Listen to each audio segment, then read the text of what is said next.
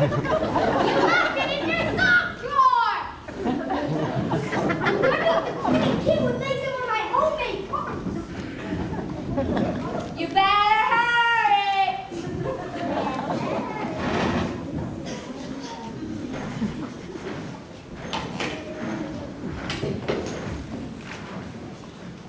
The king's the judge because he's the king, and that must be the jury. What are they doing? How do they have anything to write? The trials haven't begun yet. Writing down their names will fear they might forget them before the end of the trial. Silence in the court! Harold, read the accusation. The Queen of Hearts. The Queen of Hearts, she made some tarts all on a summer day.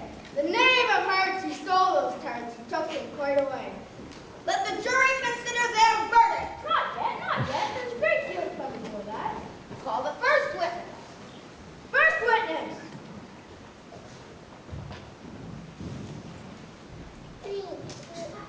I'm sorry for being busy, Your Majesty, but I hadn't quite finished my tea when I was called for. You ought to have finished. When did you begin? 14th of March, I think it was. 15th, 16th. Write that down.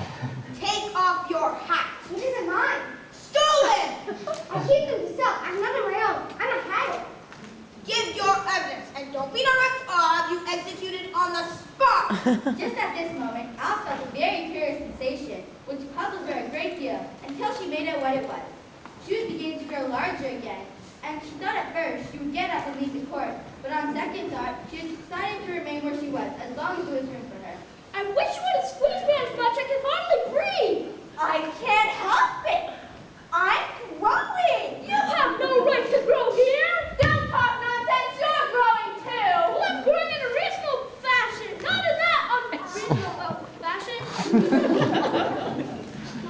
Give your evidence, or I'll have you executed whether you're nervous or not. I'm a poor man, Your Majesty, and I had begun my teeth not a week ago.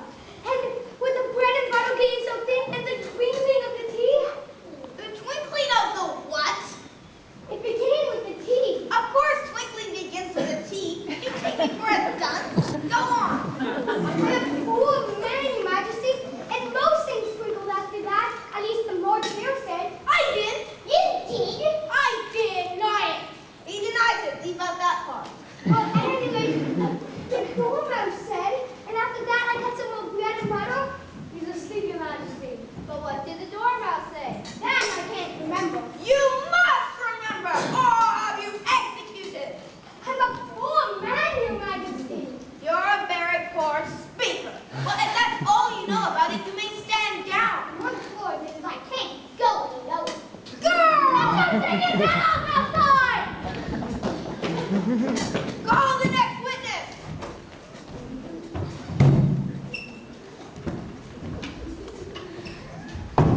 Give your evidence.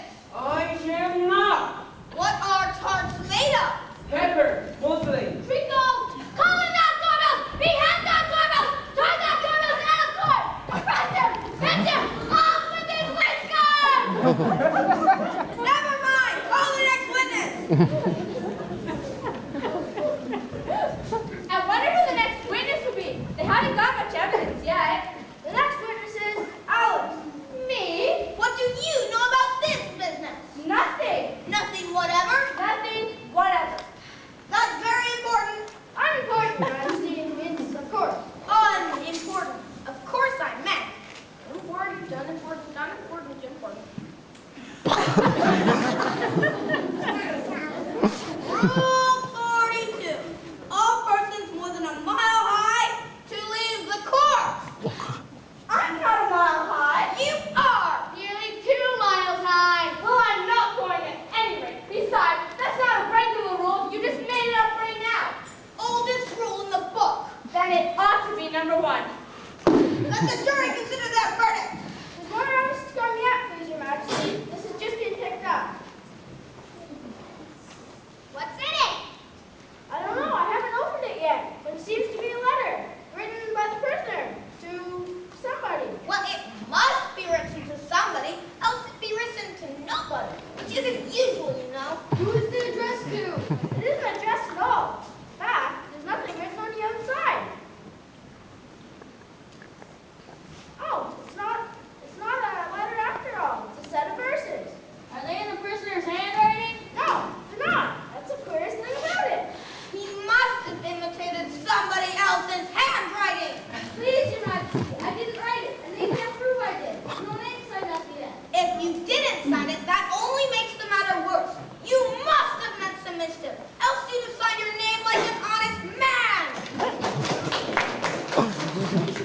That proves his guilt. That proves nothing of the sort. Why? You don't even know what the verses are about. Read them.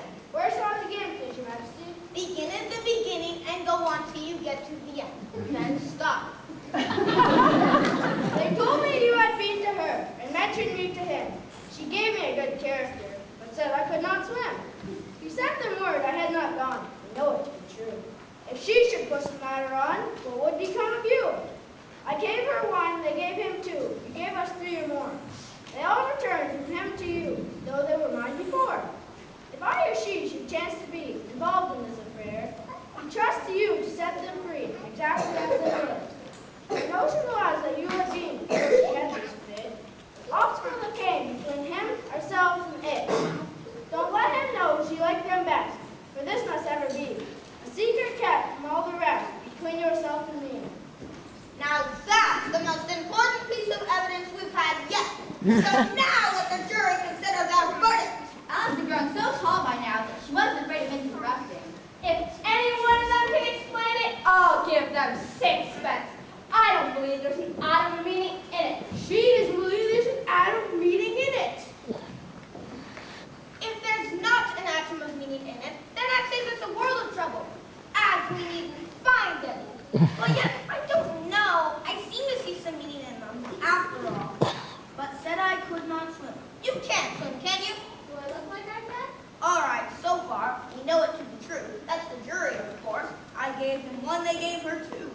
Well, that must be what he did with the tarts, you know. But it goes on. They all return from him to you. Well, there they are. Nothing can be clearer than that. Then again, before she had this fit, you never had fits, my dear, did you? Never! Then the words don't fit you. It's a pun! Let the jury consider their verdict! No, sentence first, verdict afterwards. Stuff and nonsense. Who ever heard of the sentence first? Hold your tongue! I won't. Oh! Red! Ho! Hey! Who cares about you? You're nothing but a bad card!